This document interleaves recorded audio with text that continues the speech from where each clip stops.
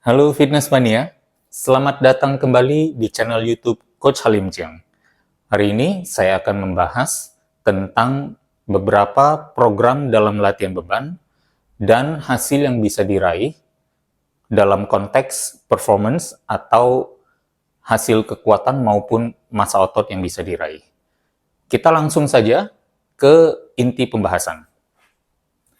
Saya membagi berbagai program tersebut dalam jumlah repetisi, pengerahan fisik, berapa persen dari otot dikerahkan untuk melakukan gerakan, ya, atau menyelesaikan satu set.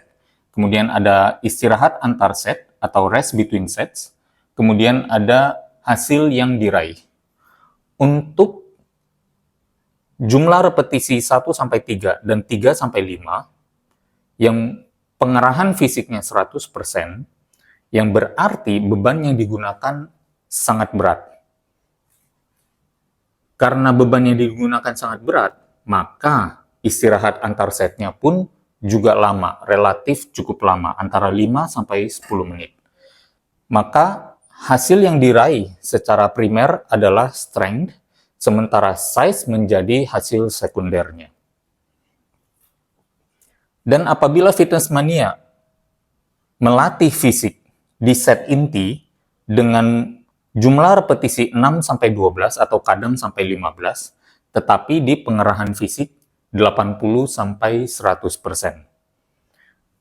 Ya, dan istirahat kira-kira antar setnya 2-3 menit, maka size akan menjadi hasil primernya, sementara strength menjadi hasil sekundernya.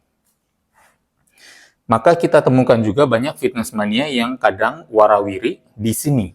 Terkadang dia ada fase di mana dia melakukan strength untuk menjadi satu basic kekuatan, landasan atau fondasi, supaya nantinya waktu dirinya kembali di zona repetisi lebih tinggi dengan pengerahan fisik 100, yang berarti bebannya sedikit lebih rendah, maka dia juga bisa naik secara size-nya. Dan ada juga yang sebenarnya berlatih antara 13-20 repetisi dengan pengerahan 80 sampai mendekati 100%. Ini dapatnya apa, Coach? Bebannya berarti kan ringan ya. Beban ringan, tetapi pengerahannya 100%. Nah, untuk bisa mendapatkan hasil strength atau kekuatan yang tinggi tanpa terjadi peningkatan size yang signifikan, maka ia perlu beristirahat di bawah 1 menit. Dengan strategi ini atau program ini, yang didapat purely adalah kekuatan, almost purely adalah kekuatan, dan apabila terjadi peningkatan di muscle size, ya kita bersyukur aja ya. Berarti jenis ototnya masih bisa menerima stimulasi pembesaran dari beban yang relatif lebih ringan. Dan kemudian ada juga yang kira-kira misalnya di bawah 20 repetisi, pengerahan fisiknya masih sangat santai, antara 50-80% dari maksimal, dan istirahatnya di bawah 1 menit, maka itu bisa dikategorikan sebagai set-set pemanasan. Jadi demikian kira-kira skema atau mind mapping saya tentang program-program latihan beban yang tersedia dan hasil-hasil yang bisa didapatkan. Jadi Fitness Mania bisa mencoba berbagai variasi ini bila diinginkan, tetapi honestly speaking ya, kalau saya pribadi, di dua ini mungkin adalah kelompok strategi yang termasuk cukup aman atau cukup efektif untuk dilakukan. Ada pendapat juga yang saya setuju, bahwa otot kita perlu dibuat bingung, dalam arti diberi tantangan yang berbeda, sehingga dia akan selalu dipaksa untuk merespon dan beradaptasi.